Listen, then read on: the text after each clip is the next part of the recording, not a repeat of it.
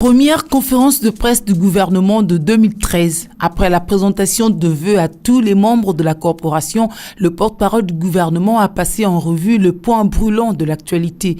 Le gouvernement salue les décisions prises par l'Assemblée nationale à l'encontre de Eugène Diomi Ndongala et Roger Lumbala Chitenga, respectivement pour viol sur mineurs et trahison.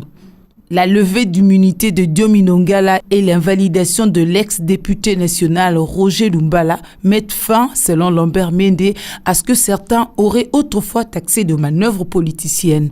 Ces décisions des élus du peuple confirment le respect du principe républicain et la fin du règne des intouchables. De ce fait, il revient à la justice de poursuivre son travail.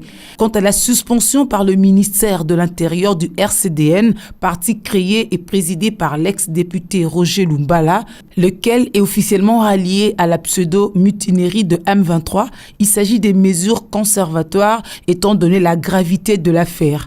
À la question de savoir pourquoi le RCDN est sanctionné, Mende répond que c'est à cause de son silence assourdissant et les encouragements de certains membres vis-à-vis de leur président.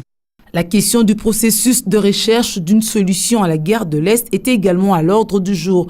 Bien que le M23 soit une entreprise criminelle, le gouvernement se doit de l'écouter. Pour l'heure, les pourparlers vont bon train à Kampala, pas de face-à-face mais de contact indirect. Entre-temps, le gouvernement a pris acte de l'annonce des éléments du M23 qui renoncent à conditionner leur participation au pourparlers des Kampala à un cessez-le-feu. Toutefois, c'est un non-événement, a dit Mende.